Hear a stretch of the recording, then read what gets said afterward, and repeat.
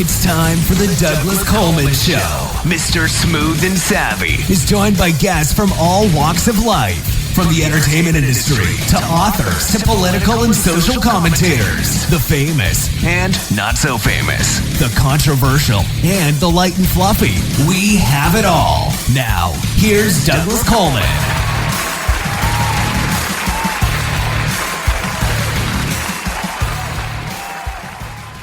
Okay, please welcome back to the Douglas Coleman Show, George Stevens Jr. Hi, George. Welcome back. Well, it's nice to be back with you, Douglas. As I was talking about before we got on, I wanted to sort of work in reverse and talk a little bit about your family, because I'm going on the Wikipedia bio of your father. So if anything is incorrect, please let me know. He had a fascinating life, and I wanted to touch on a little bit of that. And then we'll kind of pivot into how you came into this and talk about a couple of the people on your list that we didn't get to the last time you were on. According to this bio, your grandparents were both stage actors, correct? Yes.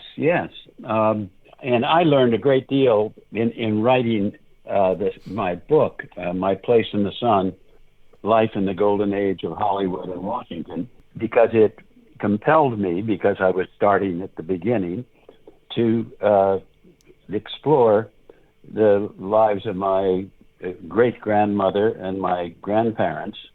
And I knew much of it, but not all of it, and it was truly fascinating. My great-grandmother was a woman named Georgia Woodthorpe, who was in San Francisco at the end of the Civil War, and as a 5-year-old girl, she was invited to take part in an actor's studio.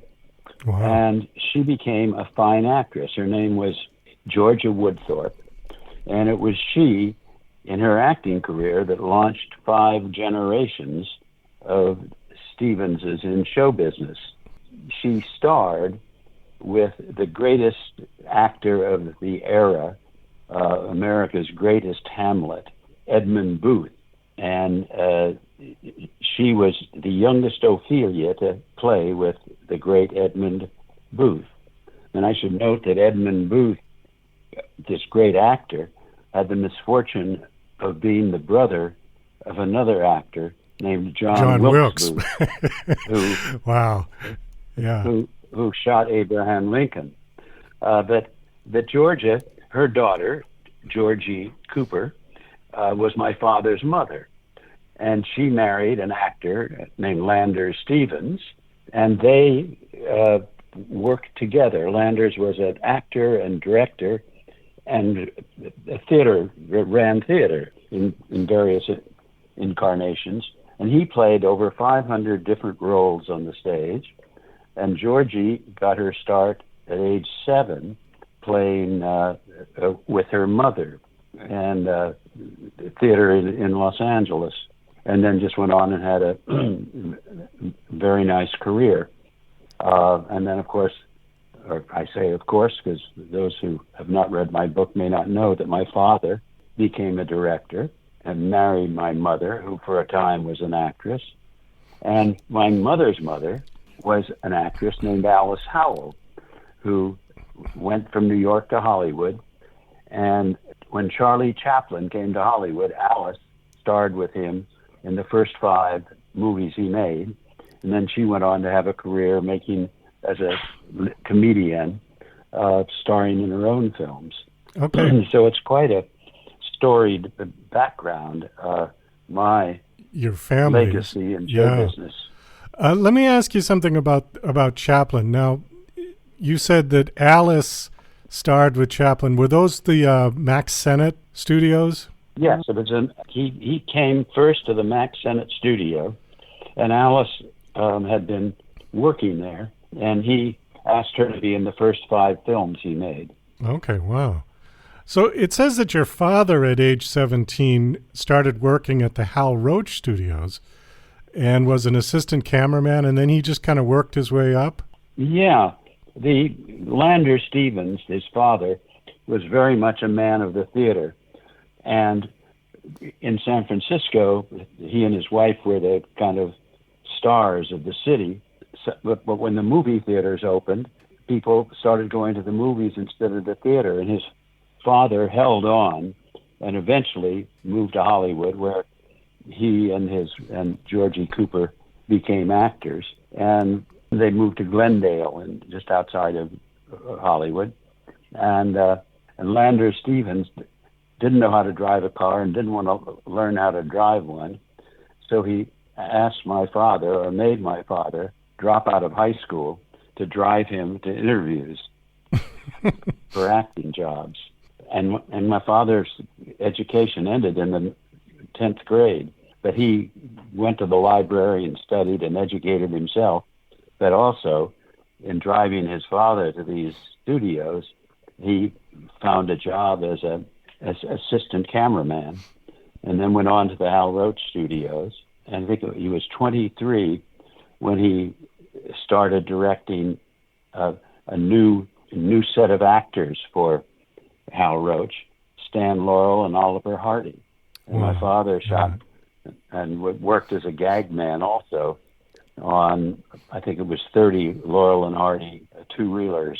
So he had this wonderful, he said that Stan Laurel and Babe Hardy, they called him Babe, taught him that comedy could be graceful and human. And that really marked his comedies when he became a director himself.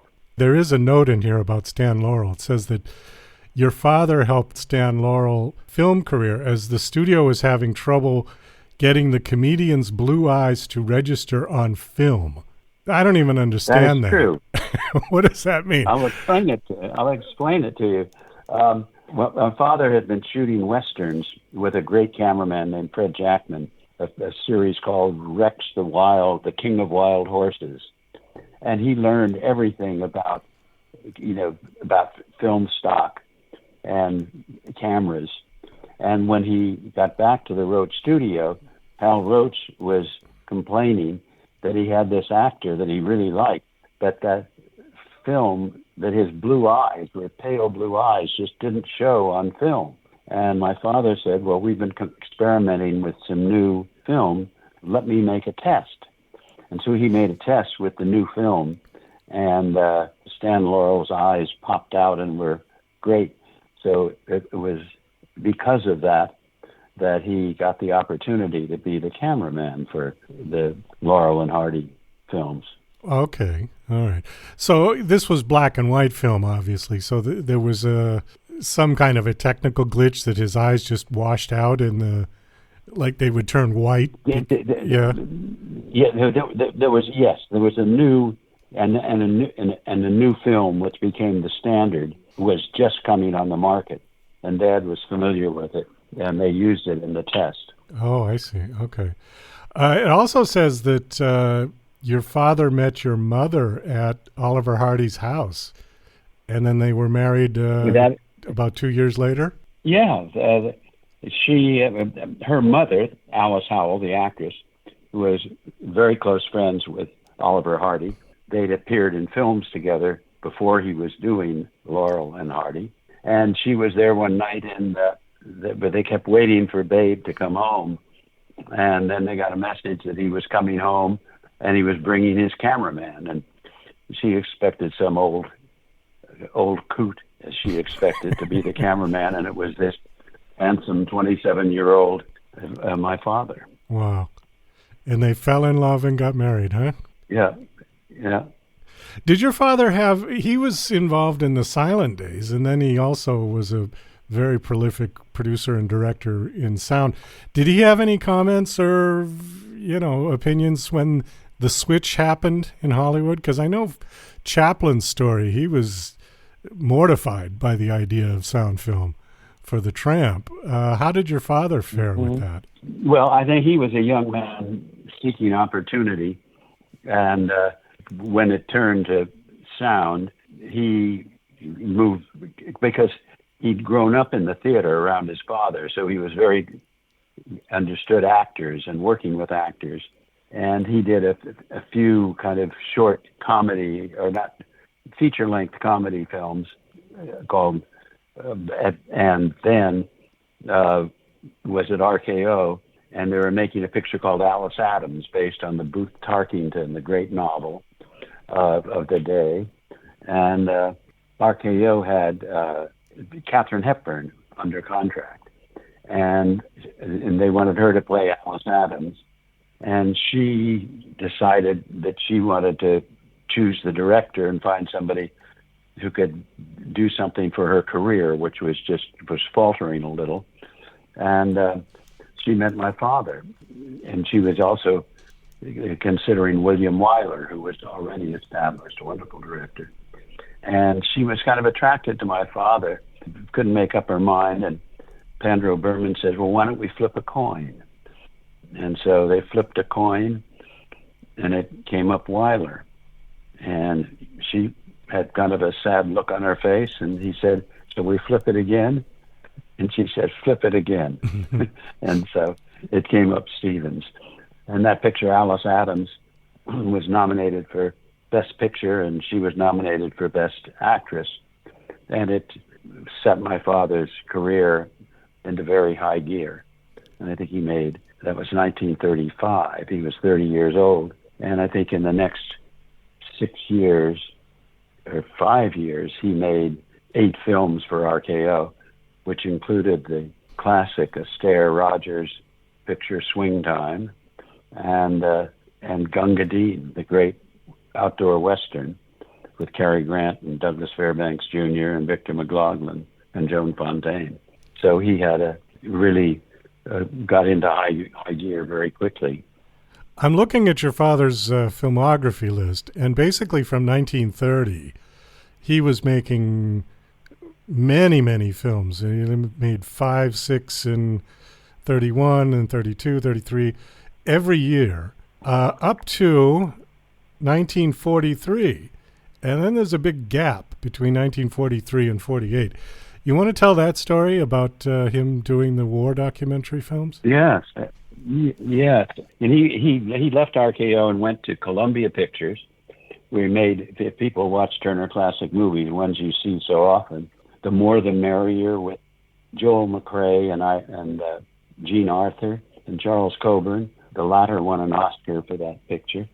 And The Talk of the Town and Penny Serenade. We just did a showing at the Turner Classic Movie Festival of Penny Serenade that starred Cary Grant and Irene Dunne in 1941. And we showed a restoration of it in Hollywood just a month ago. And then he made Woman of the Year, the first Tracy Hepburn picture, Spencer Tracy and Katharine Hepburn. But the war was on, and he was over draft age, so he wasn't, and he had a dependent son in me. So he wasn't going to be drafted, but he watched one night in a Columbia screening room. You may have heard of this picture. Leni Riefenstahl, the German director, A Triumph of the Will, extraordinary black and white feature-length documentary about Hitler and the Third Reich and the Hitler Youth. And he saw how film was being used by the Germans in the war, and he decided that he couldn't stand by in Hollywood while this war was going on. So he asked for a commission and went into the Army as a major, soon to be a lieutenant colonel. And in the prelude to D-Day, General Eisenhower asked him to organize the photo coverage of the war in Europe, starting with D-Day. And he put together this unit of cameramen and others. And then he went in on D-Day. He was on the HMS Belfast, the flagship of this greatest invasion in human history, going into the Normandy beaches. And then he landed at D-Day and rode in a jeep all through the war in Europe, through Normandy, the liberation of Paris, the Battle of the Bulge, the link up with the Russians at the Elbe River, and very importantly, the freeing of the concentration camp, the German concentration camp at Dachau, which was a horrific situation. And that war experience very much shaped him in terms of his work when he came back from the war. I bet it had a lifetime impact to see something like that in person. I mean, It did. Yeah. A wonderful book named Five Came Back by Mark Harris tells the story of 5 Hollywood directors who went to war. And he tells of my father and his men coming into this horrific scene of death and typhus and bodies stacked like cordwood. And it was winter and snow was on the ground. And Harris writes about him taking his camera and going into train boxcars that were filled with bodies in the snow and photographing them, realizing that from now on their job was gathering evidence so that people could never say that these concentration camps didn't happen. When you were growing up, did you aspire to be like your father? I mean, did you want to follow in his footsteps, or were you a rebellious kid and didn't want to follow? Well, I was not so much a matter of rebellion, but in high school, I liked to write, and I became sports editor, and I loved sports, of the school newspaper and later the annual yearbook, and I really wanted to be a sports writer.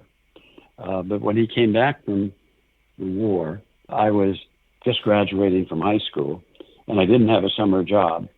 And he said, well, why don't you help me? And he gave me 2 jobs.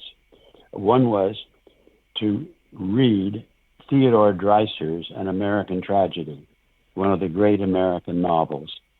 My father was about to make a movie that ended up being called A Place in the Sun, that starred Montgomery Clift and Elizabeth Taylor. And he asked me to break down the book, and it had a part 1 and a part 2. And I did 2 notebooks with every character, every incident, all the details of Dreiser's story, so that could be used when he and the screenwriters were working on the screenplay. And the other was to read stories that Paramount would send over to us, because his company was at Paramount, and that possibilities for pictures. I've read a lot of junky love stories and, not inspiring stuff for a 17-year-old on hot summer afternoons. But one day, a small book was there, and I picked it up and read it in one afternoon, and went over that night, found my father. He was in bed reading, and I walked in with this book, and I said, Dad, this is a really good story. I think you ought to read it. And he said, well, why don't you tell me the story?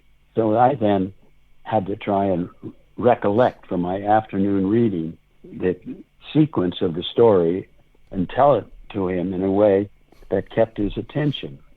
And the name of the book was Shane.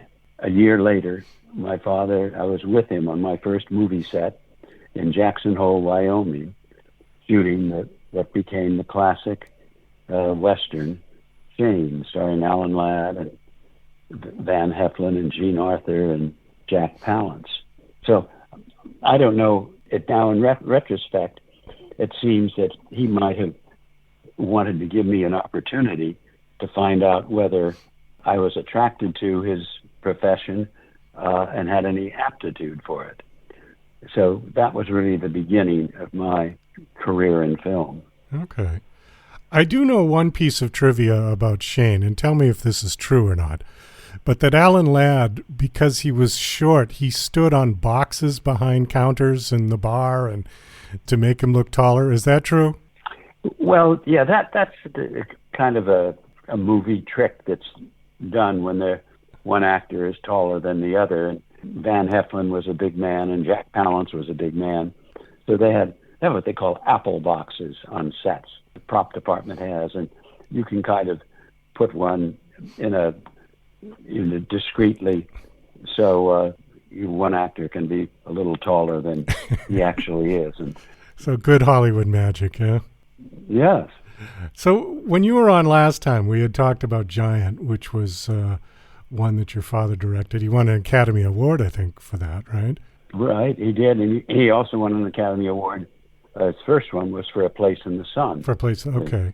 And we had talked about James Dean, and you had mentioned about that sort of ominous story of riding around the studio lot in his little gray Porsche, which he unfortunately died in a few weeks after that. We didn't talk about the other two actors in Giant, so I want to hit on them. Elizabeth Taylor, was she as beautiful in person as she was in the film? Well, I write in my Place in the Sun. I write about it on a Saturday when I was at Occidental College, freshman. My father invited me to come over to Paramount, where he was filming A Place in the Sun. They worked on Saturdays in those days. And I went on the set, and he was working with Montgomery Clift and Elizabeth Taylor. And she was just so breathtaking looking, such a beautiful human being. And when they broke for lunch, he'd introduced me to her. She came over and said, "Would you like to have lunch with me?" Of course, I was bowled over, and I nodded. And we walked down the studio street to the commissariat. And she was greeted as the star she was at the commissary, and I followed her in on her wake, and we sat at a little table for two and had hamburgers and chocolate milkshakes. And I have no recollection of what we talked about, but I do remember I had a great story when I went back to the fraternity house at Occidental that night. Were her eyes really as violet as they appear? They were. I mean, and I knew her through her life, and she just continued to be such a beautiful presence in the world. So then also Rock Hudson was in that film. Did you get to meet him? I did. I became a good friend of Rock's. And in Giant, it's a story of generations and a family in Texas. The actors who play the young characters when they fall in love and get married have to play in their late 50s when their children have grandchildren. And the way that was normally done, or most often, was to have sort of older actors, older than their youthful character, play younger in the early scenes and then grow old more naturally. But Dad believes that audiences really were more inclined to believe a couple falling in love if they were young. And so he cast Rock and Elizabeth. Elizabeth was 23 and Rock was 28, and asked them to age through the film. And Rock was very comfortable with my father. He was ready to rise to a new level. And they worked very well together. Rock did a wonderful job. We also, a year earlier than Penny Serenade, Steven Spielberg and I introduced the restoration of Giant at Grauman's Chinese in Hollywood. And for an audience to see on an IMAX screen this film that had been made, was 65 years old when we showed it that night, but had been restored, was so beautiful. And these young actors were so compelling that it was just a great thing to see how a film can stand the test of time that way. And also James Dean's wonderful performance. I see a name on here that I was sort of surprised, and I want to get your story on this one. Bruce Springsteen, how did you cross paths with him? Well, you haven't read my book. No, I haven't. Which I will remind is called My Place in the Sun, Life in the Golden Age of Hollywood and Washington, which is also, you can get it from Amazon or wherever you get books, but it's also on audio book now, at AudioFile or Amazon or Spotify. Well, we've been promoting your book. I just haven't got around to reading it yet. Because it's really stories of my Hollywood career and my Washington career. Because at a certain point, after Giant, I worked with my father on The Diary of Anne Frank, and I was directing Alfred Hitchcock and Peter Gunn and television shows. And then I had a big change of career. President Kennedy had been elected, and he had appointed a great journalist, television personality, Edward R. Murrow, to run the United States Information Agency, the agency with the radio, Voice of America, and a movie division and television that told America's story abroad during the Cold War. And Murrow asked me at age 29 to go back and run the motion picture division of USIA. I did that, became part of Kennedy's New Frontier, had this job at USIA producing 300 documentaries a year. And importantly, the opportunity of working with President Kennedy and knowing President Kennedy and having this experience in public service that was one of the richest periods of my life and led to many new directions. As a result of the USIA experience, I started the American Film Institute, which we didn't have such a thing in the United States. And the National Endowment for the Arts was created to fund the arts, and they didn't know what to do about film. And so I proposed an American Film Institute, and I was asked to run it. And then that's a story in itself, but then that led to us having the AFI Theater in the Kennedy Center for the Performing Arts in Washington, which was President Kennedy's memorial. In 1978, I proposed, and we started the Kennedy Center Honors, the celebrated event and television show that honors America's greatest honors.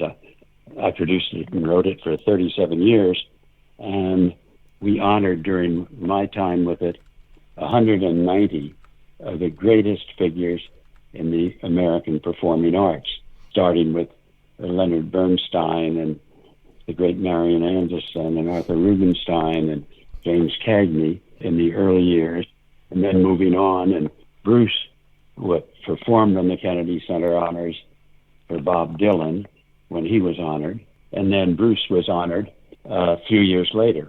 Oh, okay. All right. Now, how long did you said you did that for 30 years? When did you leave 37 years. 37. I stopped doing that in 2014. Oh, so you were there We won. for the Led Zeppelin tribute. Oh, yes. That was one of our famous. We had wonderful climaxes to those shows because it was so popular. We won, I don't know how many Emmys, but I know we were nominated 10 straight years for the Outstanding Musical Comedy Variety program, and won in 5 of those years. I forget how many Emmys total we won, but it was it was an important show because it brought the arts to commercial television on CBS, and audiences loved it. Oh, yeah. That was one of my favorite ones. They were honoring Led Zeppelin, and Heart. Ann and Nancy Wilson came out and did Stairway to Heaven. I mean, just an amazing. Yes. I've watched that video. Yeah, it's on. You find it on YouTube. I've watched it over and over. Amazing. Yeah. It was incredible. I think it's had 40 million views or something. Oh, I bet. Yeah. So with this incredible career that you've had, was there anyone that you didn't get to meet that you might have wanted to? I don't think of anybody right now. I mean, okay. It was such a full life, and it was. And I realized, and when I was writing this book, that, and it's what makes the book, I think, so compelling for people, they enjoy it so much, is that my wife and I, because of, first my life in Hollywood and with the AFI and the AFI Life Achievement Award that I produced for 25 years, and then the Kennedy Center Honors, and then my life producing movies and living in Washington, really, and working with 7 presidents with the honors, that the richness of the book, I just realized, had to do with Liz and I. Our life just brought so many fascinating people into our circle, and it was a pleasure to be able to tell stories about all those accomplished and fascinating individuals. Well, sorry, I didn't mean to stump you with that question, but it's No, I'm fast on my feet. Looking over your bio. In order to put Springsteen in some context, you needed to know that I had that other life in addition to Hollywood. Oh, yeah. Looking at the list of people that you have crossed paths with, I don't know that there would be that many people left. I mean, it's been like an amazing adventure for me to go through both your father's bio and your bio. And you really get the whole story of Hollywood from the very beginning till now. So I thank you. Thank you so much. When we did the AFI Life Achievement Award show, we first honored John Ford, the great director who made The Grapes of Wrath and The Searchers and just countless pictures. And then the next year, James Cagney, who was such a luminous star, and he was followed by Orson Welles and Bette Davis and Frank Capra and, John Huston, Fred Astaire, on through the years, Sidney Poitier, Elizabeth Taylor, Henry Fonda, and Jimmy Stewart. The list goes on to Spielberg and Jack Nicholson and Martin Scorsese in the later days of my part of it. So, there's just fascinating people in them, just are kind of snapshots, stories of experiences that we had together. Well, I think on that, I'm going to have to wind this down. Thank you so much again for coming on. Always a pleasure to talk to you. My guest is George Stevens, Jr. The book is called My Place in the Sun, Life in the Golden Age of Hollywood and Washington. The book is out, and do you have a website you want to give out? Yes, it's George Stevens, Jr., Georgestevensjr.com. All right, great. Well, thank you again. We could have gone through the entire list of people you've crossed paths with, but we'd probably be up to about part 15 by that point. So I think we'll leave it at this for now. Again, thanks again for coming on. I've really enjoyed talking with you, and I hope your audience enjoyed it.